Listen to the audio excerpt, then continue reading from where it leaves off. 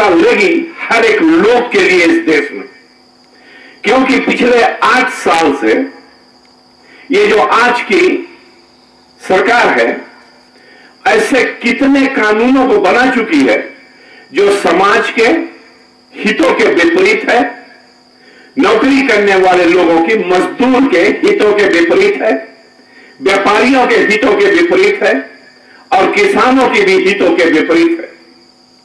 मान लिया जाए किसान के हित के लिए किस लिए विपरीत है? तुम अब सूखी हो, तंबाकू, छोटे किसान हो, अपना घर गृहस्थी चला रहे हो, तुम्हें $235 लाइसेंस भरना पड़ेगा सूखी होने के लिए। और जब उस सूखी को आप बड़ा करके, तोड़ के, सुखा करके उसको अपने बॉक्स में रख कर फिर बेचने जाओ तो $200 लाइसेंस भरो। आप नारियल का तेल बनाए या हल्दी पहाड़ से लाकर खोद के मेहनत करके उसको पिसा करके आप बेचते हो या पीनट लाकर खरीद के भूज कर बेचते हो, सब पर लाइसेंस भरना पड़ेगा। तो मैं ये बताना चाहता हूं आप लोगों को कि ये जो चुनाव है ये फ्री बस फेयर, फ्री स्कूल फीस और स्कूल ग्रांट के बारे में नहीं है। ये जो चुनाव है, हम जो सरकारी प्रगति रेडियो में हर एक घंटा सुन रहे हैं, हर एक घंटा पर, उसके बारे में नहीं है। क्योंकि जो कोई सरकार राज चलाता है उस सरकार का यह कर्तव्य बनता है कि देश में प्रगति करे, विकास करे, रास्ता बनाए, जहां रास्ता है उसको तासील करे, एक पुल छोटा है तो उसको बड़ा करे, हर एक ग्राम में जहां पानी नहीं वहां पानी लगाए, जहां बत्ती नहीं वहां बत्ती लगाए। यह बहुत जरूरी है। और हर एक सरकार जब राज चलाती है तो क्या होता है, वो एक योजना बनाकर रखती है, प्रोग्राम रहता है, और दूसरा कोई सरकार आता है तो उसको जारी करता है। जैसे आज डकैती से नंबवालू जो रास्ता तासील हो रहा है, यह रास्ता 2007 में गरासे सरकार ने निश्चय कर चुके थे और उसका पैसा भी तैयार हो गया था, लेकिन 2006 दिसंबर कू के कारण वो ठप हो गया और पिछले साल 2013 से शुरू हुआ। तो ये ऐसे नहीं है कि आज का जो सरकार है ये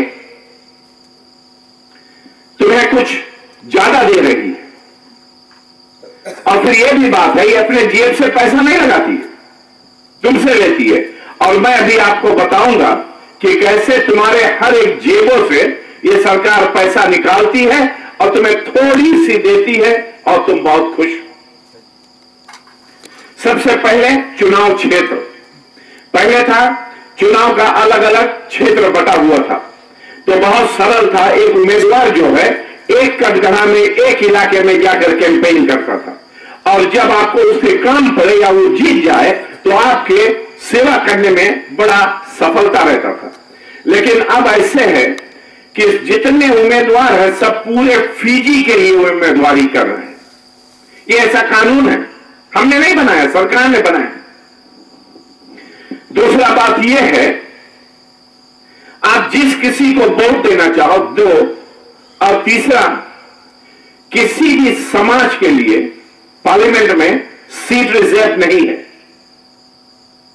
1970 कॉन्स्टिट्यूशन, 1990 कॉन्स्टिट्यूशन और 1997 कॉन्स्टिट्यूशन में आदिवासी, हमारे समाज और अदर जात सभी के लिए कुछ ना कुछ सीट बरकरार था, कंपल्सरी था। जैसे पिछले चुनाव में 23 सीट आदिवासी का था, 29 सीट हमारे समाज के लिए था और 3 सीट अदर जात के लिए था। तो उसमें क्या होता था, कम से कम तुम्हारे हितों के लिए लड़ाई करने वाला कोई पार्लियामेंट में होता। ये चुनाव में 50 सीट है, लेकिन 1 मैन 1 वोट है। जातीयता पे अब चुनाव नहीं कर सकते। कुछ अंश में यह सही है, लेकिन आज के लिए गलत है। क्यों? 1970 में फिजी का संख्या हमारे समाज का 52% था, 50 और 2%। आज हमारे समाज का संख्या 35% है। और अगर सब हिंदुस्तानी लोग हिंदुस्तानी पार्टी को वोट दिए, फिर भी हम सरकार कभी नहीं बना पाएंगे। और अगर हमारे लोग आदिवासी के पार्टियों में अपना वोट दे दिए इस चुनाव में, तो तुम्हारे हिंदुस्तानी पार्टी के लोग या तुम्हारे समाज के लोग पार्लियामेंट के अंदर तुम्हारे लिए सेवा करने के लिए नहीं रहेंगे। बहुत अच्छी तरह से आप लोग सोचना, क्योंकि जातीयता भेदभाव जो है यह कड़वी सच है। जातीयता भेदभाव, रेशियल डिस्क्रिमिनेशन। और आज इस देश में, फिजी में रेशियल डिस्क्रिमिनेशन, जातीयता भेदभाव इतना भारी पैमाने पर चल रही है कि हम अंदाजा भी नहीं लगा सकते। मुझे आप बताओ कितना हिंदुस्तानी लोगों को बड़ा बड़ा पद फिजी में मिलता है सरकारी नौकरी में? कोई बोर्ड में किसी को नहीं मिलता। सिविल सर्विस में हमारे लोग सिर्फ 19% हो गए।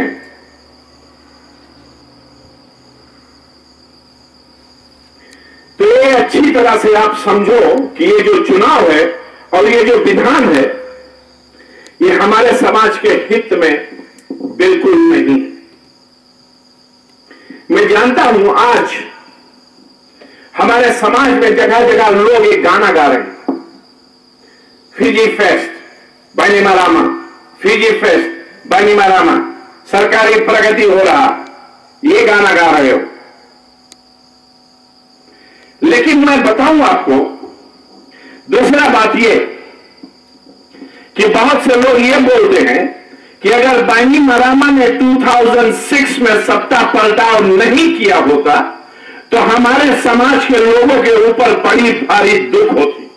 और 2000 में बाइनीमारामा ने हमारे समाज को बचाया।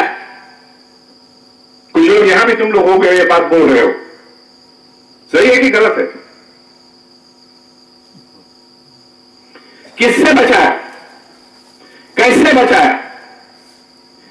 सन 2000 में जब चौधरी सरकार राज्य चला रही थी, तब फिजी में एक सत्ता पलटाव हुआ था, एक कू हुआ था, सिविलियन कू हुआ था। लेकिन उस दिन फिजी मिलिट्री फोर्स, आर्मी, सेना का कमांडर कौन था? आप जानते हैं कौन था? जोर से बोलो। बाइनीमारामा था। तो मुझे ये बताओ, बाइनीमारामा आर्मी का कमांडर था, कैसे एक आम व्यक्ति आर्मी बैरक में गया, सब बंदूक उठाया, कुछ सेना के अपने साथ लिया और आर्मी के गाड़ी में लादकर पार्लियामेंट हाउस में आकर सत्ता पलटाव कर दिया। एक लुच्चा। लेकिन यह भी जान लो कि फिजी में 3 मिलिट्री बैरक है। लंबासा में सुकनैयापालू बैरक, सूबा में क्वीन एलिजाबेथ बैरक और लोटोका में एक है।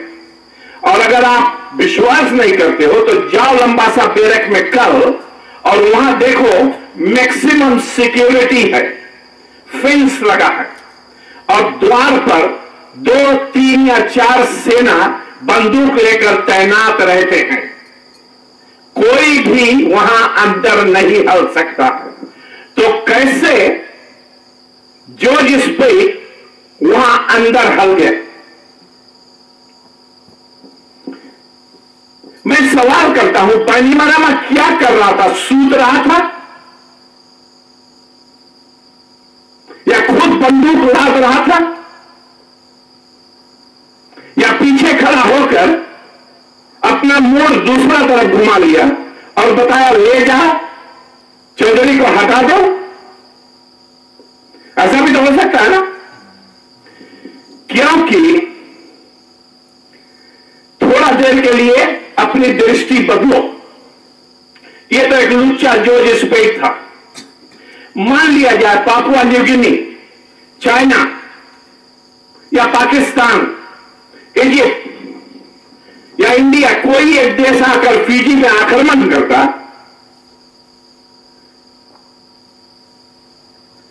तो हमारा क्या होता? हम सब मारे जाते। और यही 2000 में हुआ। बैनीमारामा के कारण जॉर्ज स्पेट बंदूक ले गया, उसके ढिलवाई के कारण बंदूक ले गया और कानून का व्यवस्था बिल्कुल टूट गया। और फिजी भर के आदि निवासी ये समझे कि बैनीमारामा, उसके आर्मी और सब आदि निवासी एक साथ होकर मिस्टर चौधरी के सरकार को बगल कर दिया। तब ये लोग दंगा फसाद करना शुरू किए। डकैती में, नबोदी में, मुनवेनी में, सिगटोका में, सबो साबू में,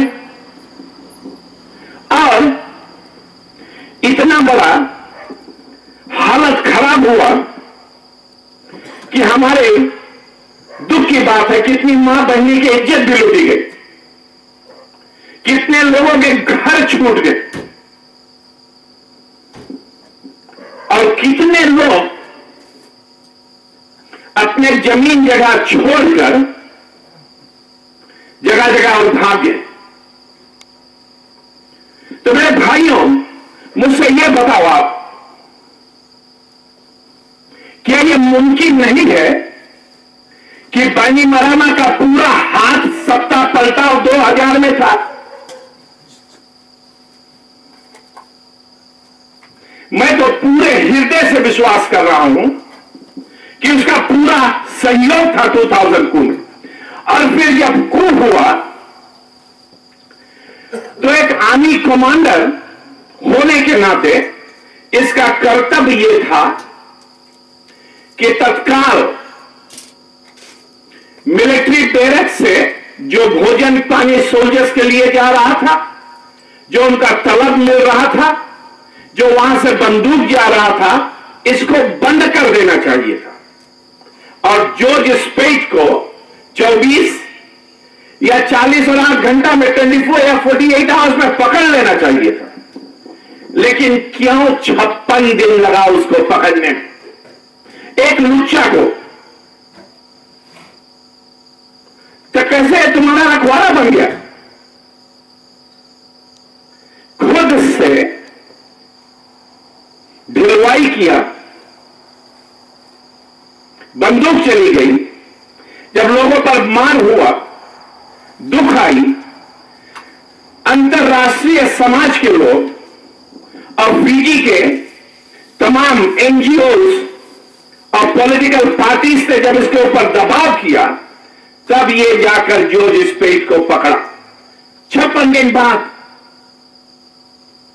और क्यों 56 दिन बाद? मेरा तो यह विश्वास है कि अगर तत्काल पकड़ लेता तो मिस्टर चौधरी को मिस्टर चौधरी के कुर्सी पर फिर बैठाना पड़ता, और वही तो वो नहीं चाहते थे। और फिर गरासे को लाकर बैठाया 2000 से 2001 तक इंटरिम प्राइम मिनिस्टर। फिर उसको बताया तुम नया पार्टी बनाओ और चुनाव लड़ो, और गरासे चुनाव लड़ा, जीता, बहुमती से सरकार बना। तब गरासे के ऊपर दबाव हुआ समाज से, अंतर्राष्ट्रीय समाज से, इंटरनेशनल कम्युनिटी से, कि तुम कर क्या रहे हो? तुम कुछ कार्रवाई कर रहे हो जो लोग 2000 कू में सहयोग दिए थे? तो फिजी मिलिट्री फोर्सेस का एक बोर्ड ऑफ इंक्वायरी बैठा, और इस बोर्ड ऑफ इंक्वायरी के तहत ये जानकारी हुई कि जो आर्मी का कमांडर था, इसका पूरा सहयोग था इसमें। तो मेरे भाइयों और बहनों, हम आपको यह बताना चाहते हैं कि अगर आपका ये विचार है, आपका ये ख्याल है, आपका ये विश्वास है कि बाईमारामा हम लोगों को सुरक्षा दिया है, गलत है। और अगर आज आप ये सोच रहे हो कि इस देश में अमन चैन और शांति है, तो मैं कहता हूं अमन चैन और शांति नहीं है। अशांति हर एक इंसान के फिजी में अंदर है आज, लेकिन क्यों उपद्रव नहीं हो रहा है? क्योंकि ये लोग बंदूक लेकर घूम रहे हैं और जो लोग सरकार के खिलाफ कुछ बोलते हैं तो उनको मारते हैं, पीटते हैं और डराते हैं और धमकाते हैं। और जितना समाचार माध्यम है, न्यूज मीडिया, रेडियो फिजी, सब स्टेशन, दे आर करप्ट, भ्रष्टाचार से भरे हुए। आप सुन रहे होंगे बीना भटनागर को, फेडरेशन पार्टी वाले जब बात करते तो उनका रोक देती, उनको बंद कर देती, उनसे सवाल ऐसा पूछती है सरकार के तरफ से। और हमारे लीडर विमान जी जो शायद कल इस देश के प्राइम मिनिस्टर बन सके थे और शायद बन जाएंगे, इनको कहा कि तुमने कबूतर का मैला क्यों नहीं सफा कर दिया था। और आज फिजी फेस्ट के एक कैंडिडेट है, लंबासा शहर में घूम रही थी, अपना बड़ा बाल दिखा रही थी लोगों को, बोले हमारी बाल देख के हमें वोट दे देना। लोग तुम्हारा बाल देखकर वोट नहीं देंगे, तुम्हारा हृदय देखेंगे, तुम कैसे तरह के नारी हो। मेरे भाइयों बहनों, आप लोग ये समझ रहे होंगे कि पिछले 8 साल से लेबर पार्टी, फेडरेशन पार्टी, अन्य पार्टी बहुत कुछ बोलती नहीं। लेकिन मैं ये बताऊं, हम लोग इसलिए कुछ नहीं बोल पा रहे हैं क्योंकि सरकार ने डिक्री बनाकर रखा रहा, हम कुछ बोल नहीं सकते। जिस दुख में आप लोग थे, हम भी थे। सबू साबू में मेरा बस लेकर चले गए, मेरा सभी स्टेशन पर कब्जा कर दिया, आर्मी लेकर आई कुछ आदि निवासी को या रोई कोरो वालों, और बताया कि ये उनकी है जमीन। तो ऐसे मत समझो कि हम लोग बच गए थे। मैं यही बताना चाहता हूं कि कू से हर एक हिंदुस्तानी को दुख और तकलीफ पहुंचा। बचाने वाला कोई नहीं था।